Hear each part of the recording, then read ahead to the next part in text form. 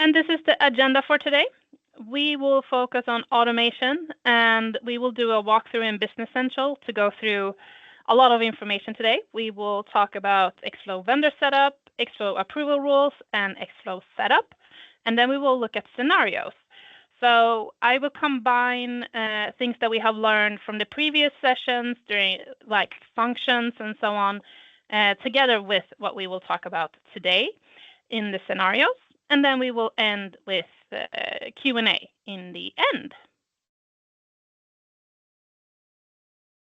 So let's start with the walkthrough in Business Central.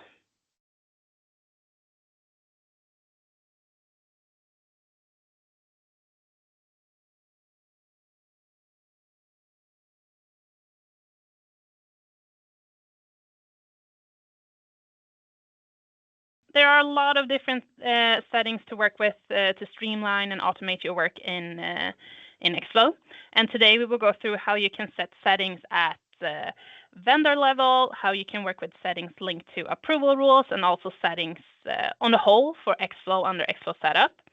So hopefully you will find inspiration and that you can pick up some information from this that you can use in your daily work.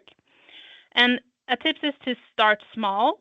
Start, for example, with one vendor and then move to another vendor and add another vendor and then move to the settings for the whole company. And we will go through both vendor level settings today and ExFlow Setup settings that you can work with in whole for the whole company. So let's start with ExFlow vendor setup. There's a landing page or a view that you can work with that is vendor settings linked to ExFlow. And you can find it in two ways. Either you can go via vendors, and if you want to look at the settings for a specific vendor, then you can choose the vendor you want to look at. And then under related, you have ExFlow vendor setup.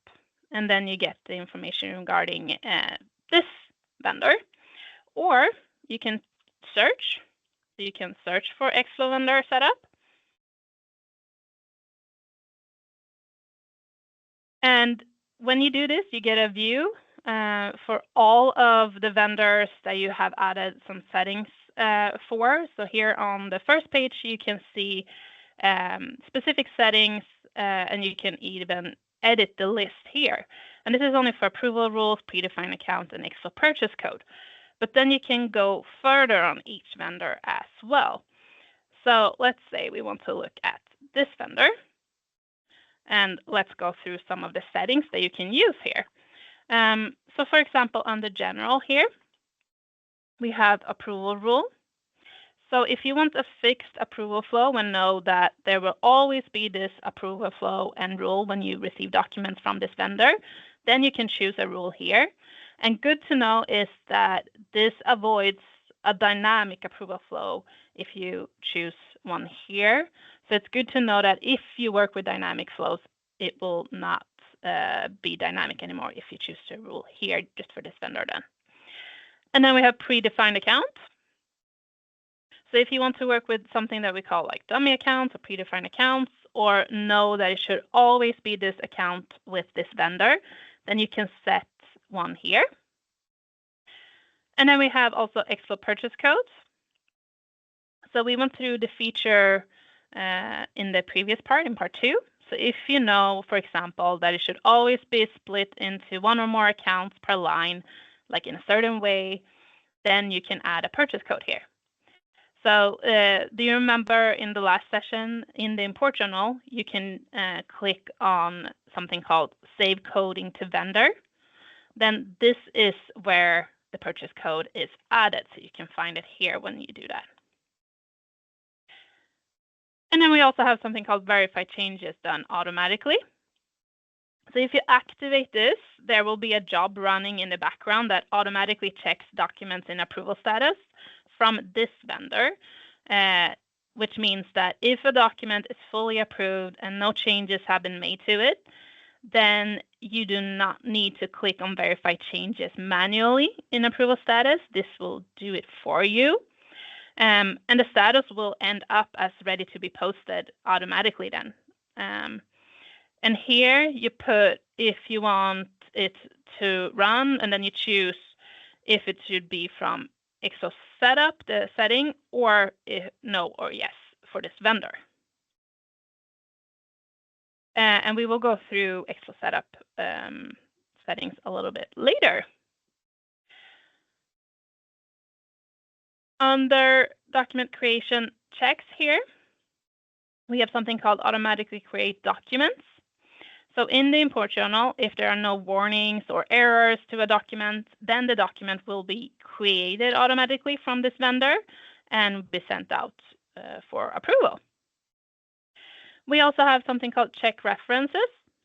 So if you click on this and choose this, then it must, for this vendor, then you must have an ExFlow reference included at the header level. Otherwise, the document will receive a warning message when you try to create it in the import journal saying that a reference is missing. So before you create the document to be sent out for approval, that is then. So in general, if you work with references, make sure that the vendors send documents with your reference on them so that you can interpret them and then let the system do the rest, meaning select it automatically after you interpret it and then go from there. And then under document posting checks, we have something called automatically post documents. So if you click on this, then documents from this vendor will be posted automatically when it has been approved and if no changes or errors have been done or been found. Of course, there's more settings here, but those are a few that you can use that will automate your work. As you can see with these settings, it is possible to automate the flow so much that even a document can take care of itself. It can be created automatically and even posted automatically. You can also create approval groups where a document is auto-approved, for example. Or you can use ExFlow contracts where the documents are auto-approved if it does not deviate from the setup as well. So it will save you time and you don't have to approve reoccurring documents and so on. You can also, for those of you that use ExFlow Data Capture, set a setting in EDC, ExFlow Data Capture, that if everything is interpreted and is green, the document should be sent to ExFlow in Business Central automatically. So then you don't have to do the manual work with those documents there as well. So these were some of the settings under ExFlow Vendor Setup. Let's move over to ExFlow Setup, where we have similar settings, which instead will not only be for one vendor, it will be for the whole company.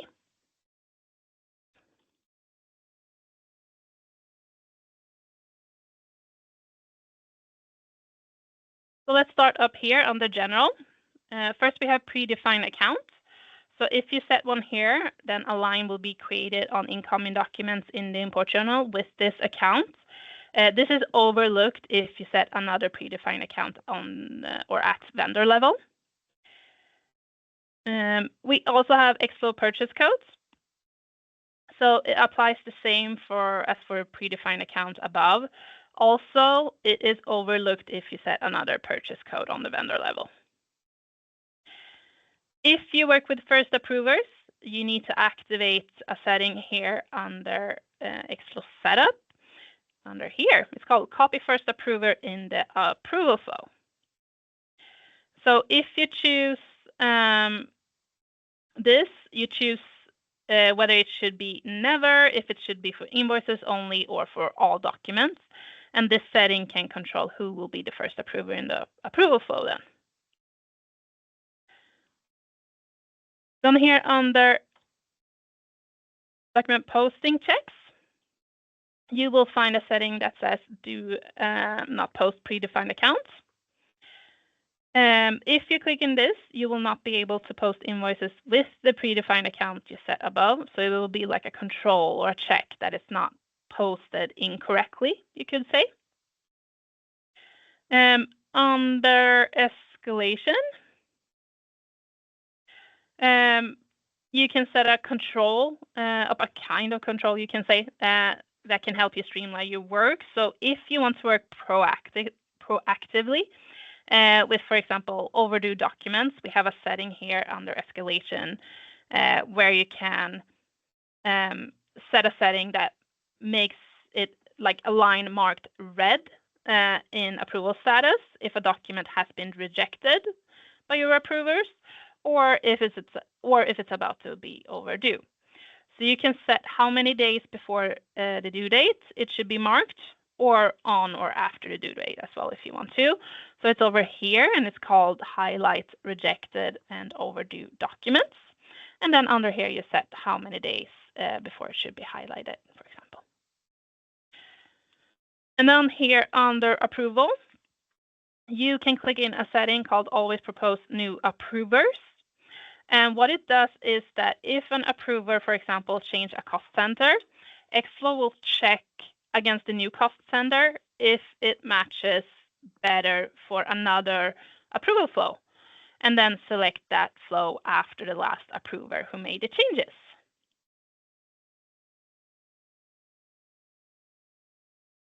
And then on the bottom here, we have something called background processing. So here we have settings that I also mentioned under vendor setup. But the difference is that here you set for the entire company instead of only at vendor level. So the first two here, verify with job queue and verify post with job queue. What these does with documents is that if it will verify documents automatically in approval status or verify and then post if no changes have been made to the documents on the web by the users. So selecting these two will create a job that runs in the background. And then you also have verified changes done automatically. So this runs automatically all the time if you click to activate this. And this simply means that if no changes are made on the web by your users, the document will automatically be marked with the status ready to be posted when it's approved, which means that you do not have to verify all the documents manually. Then this check will do the verification. And then the last one, automatically create documents. What this does is in the import journal, it will create documents automatically if there are no warnings or errors to the documents. It is also possible to create a journal in the import journal where you click in that this is for documents that are created automatically. So let's look at the import journal where you do that.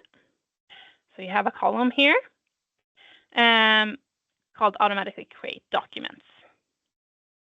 So then documents will automatically be created in this journal if you tick this, if it is imported without warnings or errors, and then it will be sent out for approval or other livelihood depending on what settings you have or use. And if you don't have this column, then you have to personalize the page to add it. So as you can see, you can, if you want to take it above vendor level, set these settings for the whole company here and automate at different levels or completely. Let's switch the focus to approval rules. So the goal of an approval flow is to have as few rules as possible and as little administration as possible. And approval rules help you automate your flows and create less manual work. Just a little basics first. So every time you create a new user, an approval group is created for that user, and you have one approval group per user. So let's say if an approver is to be a replacer for someone, let's say that someone is going on vacation, then the person you add as a replacer becomes a part of that vacationer's approval group temporarily when you enter this into the system, for example. So let's look at ExFlow approval groups.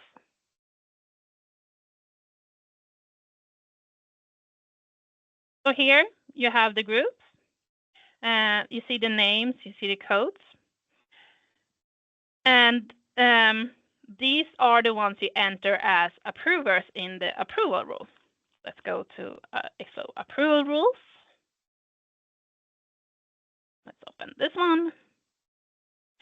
So this is the rule, and then on the bottom you add your approvers, and you can see here it says approver group. So you add your approver groups here. So for example, you can also create an approval group for a department and add several approvers to the group. So if we say that we have an IT department, and we want one of the two people who work there to approve the invoices, then you can create an approval group, and then you add those two approvers in that group. And then you add the approval group as an approval here in the approval rule. And only one of the approvers in the group needs to approve the document. And it is first come, first serve scenario. So one of them approve the document, and then they will see the document in their history when it's approved. Let's look at an approval here. So here, for example, in the approval group, you can also see here that this group had a replacer, these dates, and admin is a replacer right now. You can also, for example, create an approval group and click in the auto approve here. So if you do that, there will be automatic approval when this approval group is in the approval flow in an approval rule, for example. And you can also write here an auto approve comment. So this comment will follow then.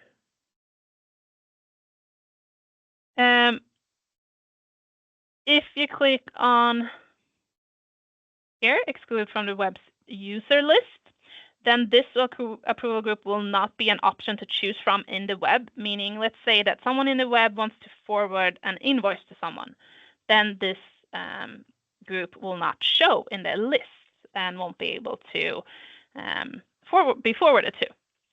And there is also an escalation function here as well, which can help you avoid that approval flows per group is stopping or so. So you can make sure that it's going well, and you can read more about this in our manual. You can work with amount limits, example, in approval rules.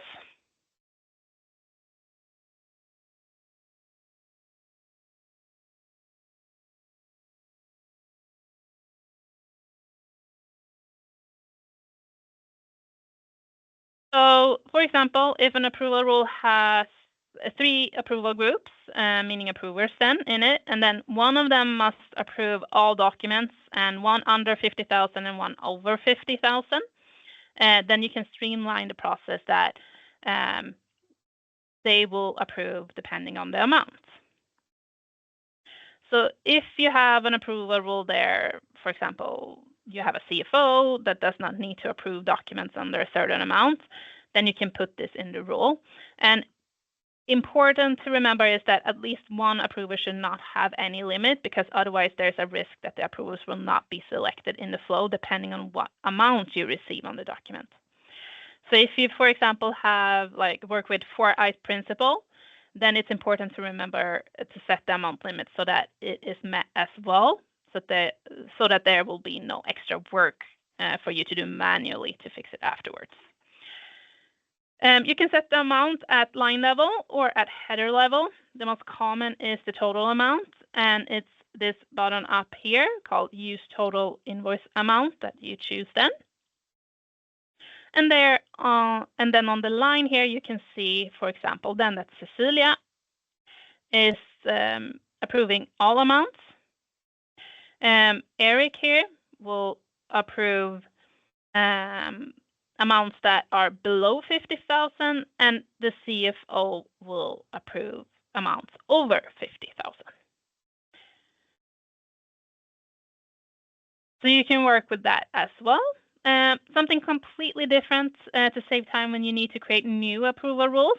You can easily copy an existing approval rule and then change the values that should be different.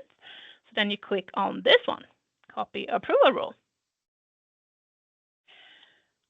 Other than that, there's something we call ExFlow dimension owners that you can use and set up an approval workflow with. So this is another way to build an approval framework.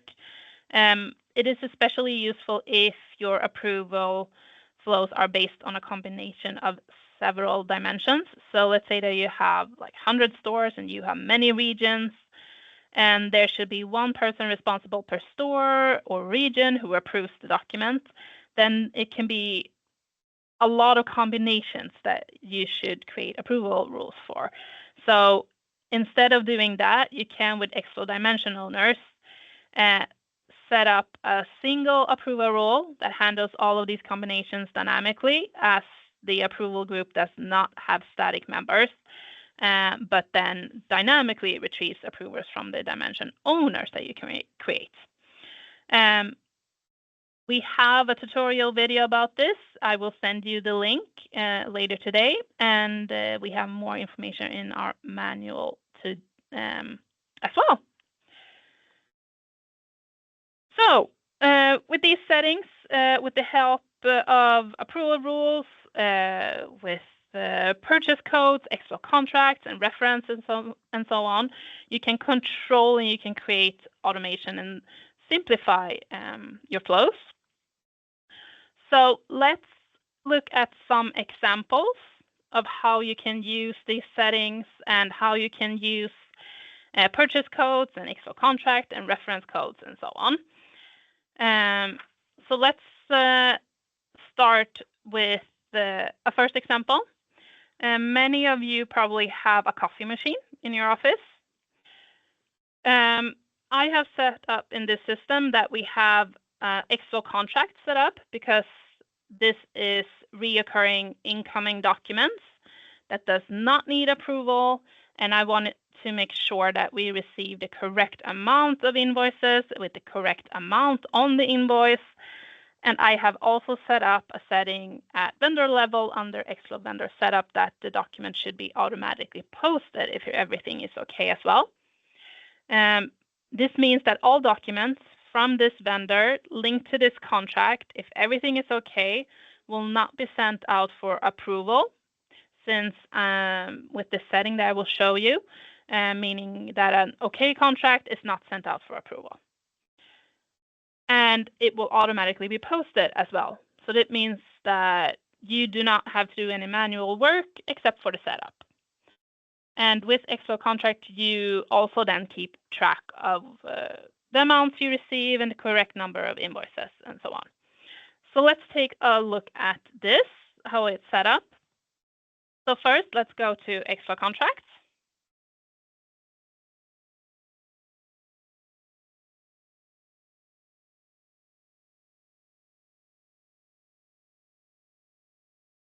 So here I have set up a contract. I will not go through all of the details of the contract today. We have done that in the previous info session.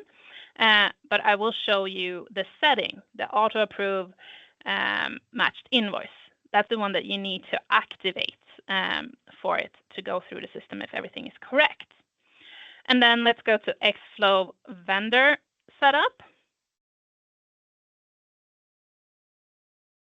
And then we go to the vendor. And then here I have set that I want from this vendor all documents to be posted automatically. And you also need to remember, if you tick this one and if you receive invoices from this vendor that does not belong to the contract, they will automatically be posted as well. So it's not only connected to the contract if you activate it here. Yes. So since we have ticked all of this, then if everything is okay and correct, this document will be just going through the system. You do not have to do anything. And in this case, now when I show you, it has been okay. So it has moved through the system. So let's go to ExFlow approval status history.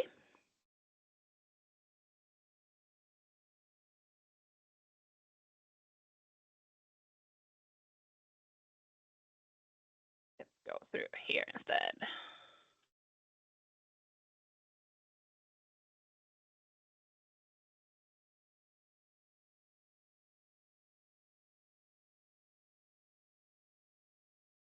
So here we have the documents connected to this contract and with this setting. And here you can see it's posted, but then I want to show you that when a document moves through the system and it's automatically moves through the system with contract, then you can see on the line, for example, that it's approved by admin, and that's because, for example, now I set it up admin, but then you can see here on the line that it has been automatically matched by the system under comments. So that's how you can see that. So this document moved through the system, but really what I wanted to show you here is that you have these settings, you can set it up in this kind of scenarios. Let's move on to the next example. Something else reoccurring is, for example, the fee for rented printers. So then we have the same scenario as before. We have set up ExFlow contracts, which if everything is correct, will move the document through the flow and make the document to be ready to be posted. I have not set a setting in this example that it should be automatically posted. So in this scenario, I have also added deferrals to show you how it can look like if you use that with contracts, and you add that to the purchase code. And you can also use deferrals without contracts and only add it to the purchase code, for example, if you want to. So let's have a look at how that looks like then. So let's go to ExFlow contracts.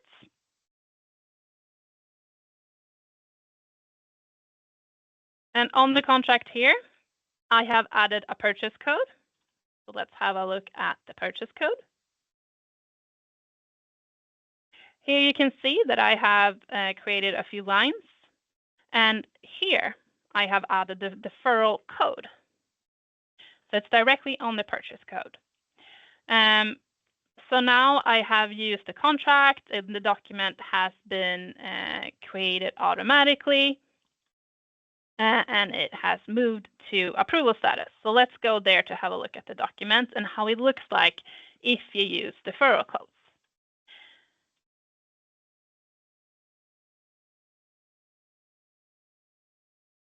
So here we have the document. The status is ready for posting, contract number 2. And you can see here on the lines that we have a code and the dates has started as well. So this is where you can see that. And we did that with the help of the purchase code there, because that's where you add it.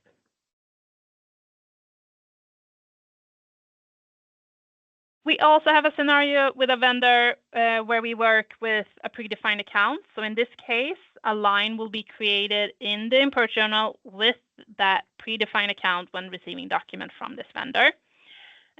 When you work with predefined accounts that your approvers are going to change on the web, then you can set a ExFlow deny encoding rule, which then says that the approvers are not allowed to approve the document with that account if you want your users to change it. So then the approvers won't be able to approve the document without changing the account, and they will receive a message on the web when they try to approve the document with the predefined account. And you also set the message yourself that will show up when they try to approve the document then with the deny encoding rule. So let's go to see where you set the predefined account. You can either do it under ExFlow vendor setup, or you can do it for the whole company. But I have added on a vendor.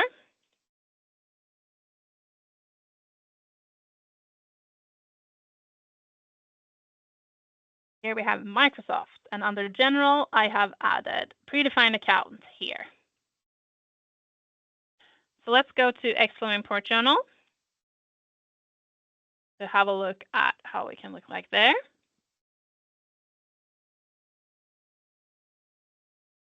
So on the first line here, you can see a predefined account on this vendor. Now I don't have an amount here because I wanted to show you how it will look like if you import a document. It will automatically be added to this vendor and create a line. So let's say that I add an amount here then. Then you can see that the line will create or the account will create a line.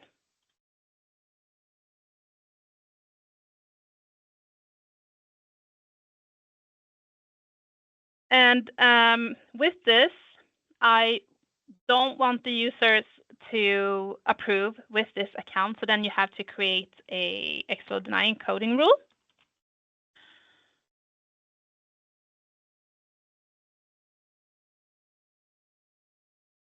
So here I've created one, and denying coding rule states what users are not allowed to do. So here we say that you are not allowed to approve documents with this account. We have chosen it for the rule is for only invoices. And you can set here if it should be applied to several approval groups or if to all, then you leave that empty. And you can also work with amounts here, for example, if you only want it to be added for some certain amounts. You can also use final approver only. So if you want it to only be for the final approver in the workflow, and then you can take this one. So if we check what it looks like on the web when your approvers then would try to approve a document with the predefined account.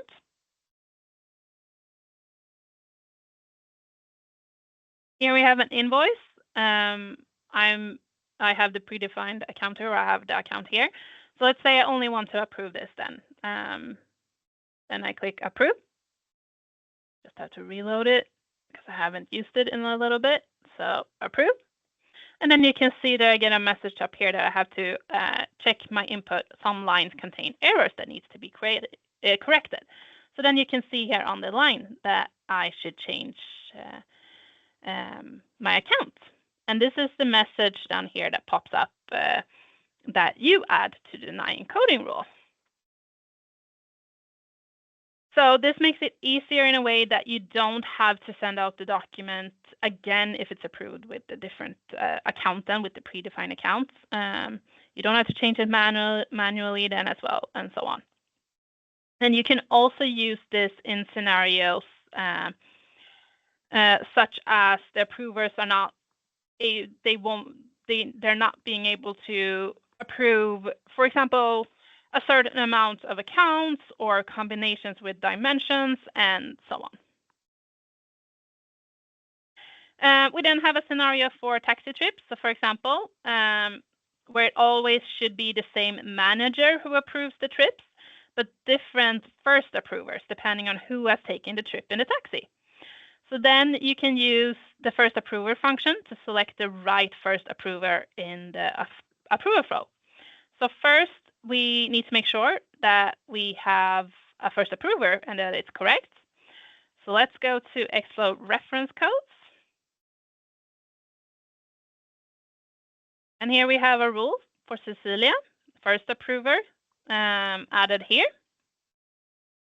So if this value is interpreted, then and if you have activated this setting in ExFlow Setup that I showed you earlier, then Cecilia will be selected as the first approver in the approval flow if this reference is interpreted. We also need an ExFlow approval rule for the manager, for example. I have set up a rule here for taxi trips. And here we have Filippa. And I have also added a vendor here. So I want it only to be for this taxi company, for example. So let's go to the import journal. And here I have an invoice from the taxi company. And on the line here, you can see that I have an applied approval rule. And in this approval rule, we have Filippa. So you can see there's only Filippa right now. And we want you to interpret the reference codes so that it's moved with the documents to Business Central into ExFlow. But now I'm going to show you what happens if you add the reference, if you interpret the reference. So here we have Cecilia as a reference code. So look now what happened on who should approve the document. So now we have Cecilia as the first approver. So that's how it works. So depending then on what reference code you interpret, you can add different first approvers and then have the same approver, for example. And then let's do a final scenario. It could be that you have a document that needs to be sent out to 3 different departments from a certain vendor. So then you can work with dimensions on the approval rules, or filters, as you can say, on the approval rule. You can also use purchase codes to create accounts on the lines. You can also choose the type of document on the approval rule that you want the rule to apply to, which means that if you have several approval rules with the same values, it can then be different outcomes depending on the type of document you receive. So let's have a look at the approval rules first. So here I have 3 different rules. We have admin, production, and sales. On this first one, I have added dimension codes here, the admin department. I have added a filter for this vendor, and I have Cecilia and Eric as approvers. Under production, we have different filters than under dimensions. We have different approvers, have the same filter on the vendor. And then on sales, we have sales here instead and different approvers. And then we need a purchase code.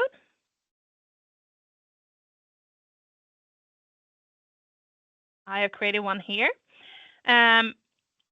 We have 3 lines. We have divided it by weight. So when we use this purchase code, we want it to be allocated, the amount to be allocated like this. And we have added the department codes here. And in the import journal then, we have a document here with the purchase code on it. You can see that it has created 3 lines down here. And on the lines, you can see the amounts are different depending on the weight that we added. You can see the department codes are added here. And you can see that it's 3 different approval rules. And you can see under approval proposal that we have Cecilia and Eric here, and we have Filippa and Eric here, and so on. So it's different per line. So just to show you that you can work in a dynamic way here, let's see what happens if we change the department code here. So then you can see that it then changed to a different approval rule, and it changed the approval proposal as well. So you can work with dimensions and purchase codes in a way like this as well. Now I changed things manually here, but with the help of your filters, then you can set this to be done automatically. So those were some examples, a lot of information, a lot of details, but hopefully you have found something that you can use to help your work get a little bit easier. And to get more help on how you can work in your system, contact your support or check out our videos and our online manual.